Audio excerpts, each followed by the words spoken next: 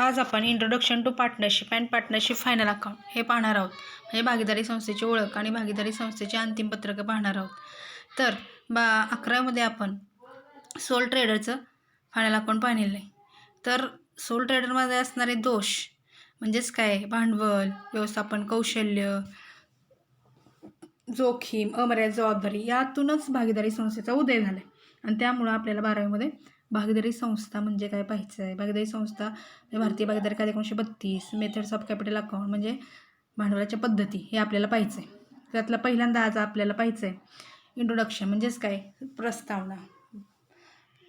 मग इंट्रोडक्शन काय दिलं आहे, the sole proprietor has its limitation such as limited capital, limited manager ability, unlimited liability, no stability, absence of specialisation, etc. Hence, when a business is to be set up on a scale which need more capital, involve more risk, two or more person come together to run it. म्हणजेच काय, जे काय एकल व्यापारी संस्थेमध्ये असणारे दोष आहेत ते काय आहेत, भांडवल असेल, व्यवस्थापन कौशल्य असेल, अमर्यादित जबाबदारी असेल, नो स्टॅबिलिटी म्हणजे अस्थिरता, ॲब्सेन्स ऑफ स्पेशलायझेशन म्हणजे असं स्पेसिफिक काय नसणार आहे. मग त्यातूनच काय झालं, when a business is to be set up on a scale when needs more capital, जास्तीत जास्त भांडवल, इन्व्हॉल्व मोर रिस्क, जास्तीत जास्त धोक्याची विभागणी कोण घेऊ शकतं, two or more person comes to together run it म्हणजे 2 किंवा 2पेक्षा जास्त व्यक्ती एकत्र येऊ शकतात. They agree to share the capital, भांडवलाची विभागणी होते. द मॅनेजमेंट व्यवस्थापन, the risk and profit of business म्हणजेच काय, धोका आणि नफ्याची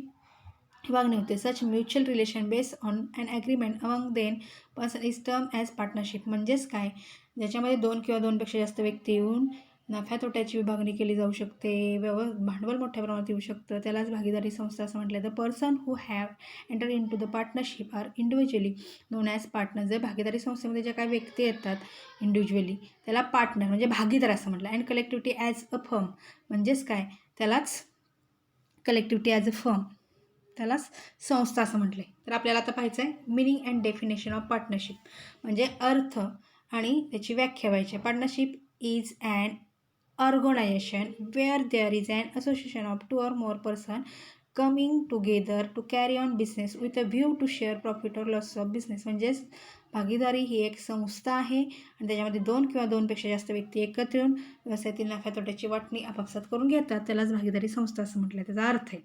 तर डेफिनेशन दिले, इंडियन पार्टनरशिप ॲक्ट 1930 भारतीय भागीदारी कायदा 1932 नुसार सेक्शन 4 म्हणजेच कलम 4 define the partnership as it is the relation between person who have agreed to share the profits of a business carry on by all or any one of them acting for all. म्हणजेच ह्याचा मराठीत अर्थ काय आहे,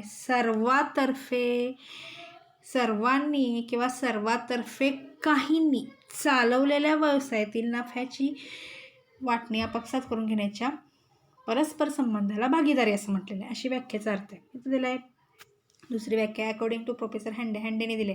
partnership is the relation existing between person competent to make contract who agree to carry on lawful business in common with a view to earn profit gain. म्हणजेच काय, जो काय 2 किंवा 2पेक्षा 2 व्यक्ती एकत्र येऊन जो कायदेशीर व्यवसाय करून व्यवसायातील नफ्याची वाटून घेतला त्यालाच भागीदारी संस्था असं म्हटलेलं आहे. तर आता आपल्याला फीचर्स ऑफ पार्टनरशिप फर्म पाहिजेत. काय आहे भागीदारी संस्थेची वैशिष्ट्य दिले, त्यातलं पहिलं वैशिष्ट्य दिलं आहे ते म्हणजे बघा,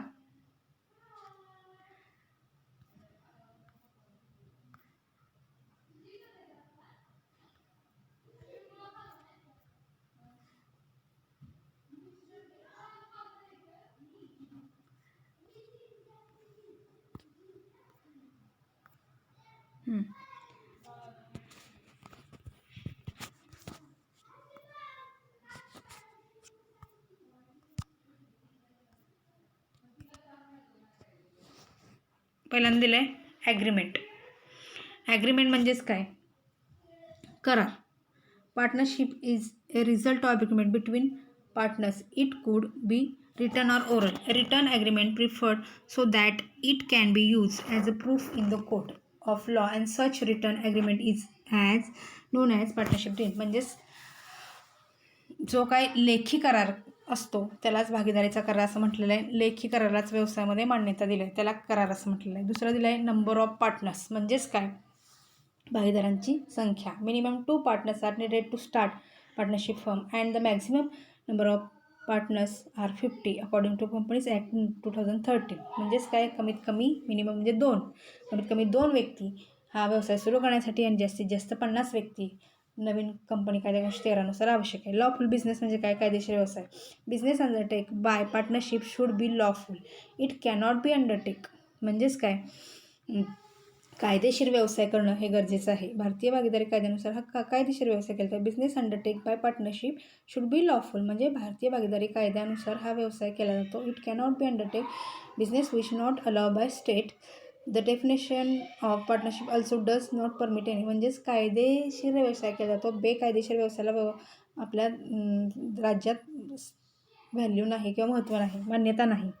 sharing of profit and losses म्हणजेच काय, नफा तोट्याची विभागणी. The purpose of partnership is to earn a maximum profit. Partner have to share profit and losses according to the ratio given in the agreement. If the agreement is silent about the ratio, then the profit and losses will be equally. म्हणजेच काय, जर profit and losses, shared profit and losses काय सांगितलं आहे, sharing of profit and losses म्हणजेच काय, नफ्या तोट्याची विभागणी करायची. कशी केली जाते, जर भागीदारी संस्थेमध्ये उल्लेख केला असेल रेशोचा तर त्या रेशोमध्ये त्यांना नफ्या तोट्याची विभागणी द्या. पण उल्लेखच केला नसेल, सायलेंट असेल म्हणजे उल्लेखच केला नसेल त्याच्यामध्ये भागीदारी करारामध्ये रेशोचा, तर त्यावेळी समान भागीदारांना नफा तोट्याची विभागणी करा. अनलिमिटेड लायबिलिटी म्हणजेच काय, अमर्यादित.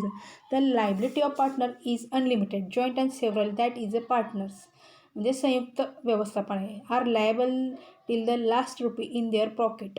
म्हणजेच काय, सगळ्यांची जबाबदारी कशी आहे, अनलिमिटेड आहे प्रत्येकाची. If a set of business is not sufficient to pay liabilities. म्हणजे व्यवसायाची देणी देण्यासाठी जर व्यवसायाची संपत्ती कमी पडली, then personal property of partner can be use. म्हणजे स्वतःची वैयक्तिक प्रॉपर्टी यूज करायची, त्यालाच unlimited liability. If any one of the partner is declared is solvent, then the his liability will be borne by the solvent partner. म्हणजेच काय, जर भागीदारी संस्थेची देणी जर देण्यासाठी जर स्वतःची व्यवसायाची देणी देऊनसुद्धा भागत नसतील, संपत्ती विकून स्वतःची वैयक्तिक संपत्ती विकून ती देणी द्यावी लागतात, त्यालाच अमर्यादित जबाबदारीचं म्हटलेलं आहे. पुढे सांगितलं आहे रजिस्ट्रेशन. रजिस्ट्रेशन म्हणजेच काय बघा, आता रजिस्ट्रेशन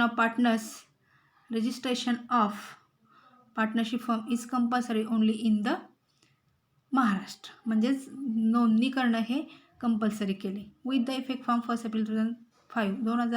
1 एप्रिल 2005पासून महाराष्ट्र राज्यामध्ये भागीदारी संस्थेची नोंदणी कंपल्सरी केली. म्हणजे रजिस्ट्रेशन नोंदणी आवश्यक आहे थोडक्यात. According to Indian partnership act 1932, registration of partnership firm is optional. It means a firm may or may not be registered. म्हणजेच काय, भारतीय भागीदार कायदा 1932नुसार भागीदारी संस्थेची नोंदणी केली तरी चालेल, नाही तर नाही, असं आहे, ऑप्शनल.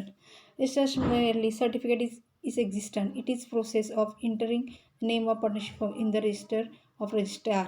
म्हणजे व्यवसायाची नोंदणी ही रजिस्ट्रेशन ऑफिसमध्ये जाऊन रजिस्टर करून घ्यायचे, नोंदणी अधिकाऱ्याकडून. Joint ownership and management. पुढचं बघा वैशिष्ट्य, म्हणजे व्यवसायाचं व्यवस्थापन संयुक्तपणे केलं. Each partner is joint owner of the property of the firm. प्रत्येक भागीदार व्यवसायाच्या संपत्तीचा मालक मानला जातो. So no partner can use property for personal. तो स्वतःची म्हणून प्रॉपर्टी समजू शकत नाही. All partner have equally right in managing the firm. सगळे व्यवसायाचे व्यवस्थापन करतात. So all partners are jointly responsible for the management. म्हणजे सगळे व्यवस्थापन करण्यास जबाबदार असतात. पुढे सांगितलं आहे principal and agent. Principal and agent म्हणजेच काय, थोडक्यात प्रधान आणि अभिकर्ता. Each partner work in 2 fold capacities. Principal and agent म्हणजे प्रधान आणि अभिकर्ता म्हणून भूमिका होते. Partners act as a principal of the firm with outsider and with other partner has act as an agent. म्हणजेच तो काय करतो, प्रधान अभिकर्ता म्हणून दोन्ही भूमिका बजावतो. बाहेर तो प्रिन्सिपल प्रधान म्हणून, आणि इकडे काय करतो, other partners act an agent अभिकर्ता म्हणून करतो. म्हणजे प्रधान आणि अभिकर्ता म्हणून भूमिका बजावतात. डिझोल्युशन म्हणजेच विसर्जन. A partnership firm can be dissolved through agreement between the partner. If a partner want to close the firm, he can dissolve the firm by giving 14 days notice. म्हणजे भागीदारी संस्थेचं विसर्जन डिझोल्युशन म्हणजे विसर्जन भागीदारी संस्थेचं. कसं, if a partner wants to close the firm, एखादी भागीदारी संस्थेतील भागीदाराला वाटलं की भागीदारी संस्था बंद करायची, तर तशी सूचना त्याने भागीदारी संस्थेला 14 दिवस अगोदर द्यायची. The firm can also be dissolve if a partner dies, retire or insolvent or insane. म्हणजेच काय, एखादा पार्टनर जर काय झाला असेल, भागीदारी संस्थेमध्ये जर निवृत्त झाला असेल, रिटायर झाला असेल, मृत्यू पावला असेल, इन्सॉल्वंट झाला असेल, तर भागीदारी संस्थेचं विसर्जन करता येऊ शकतं.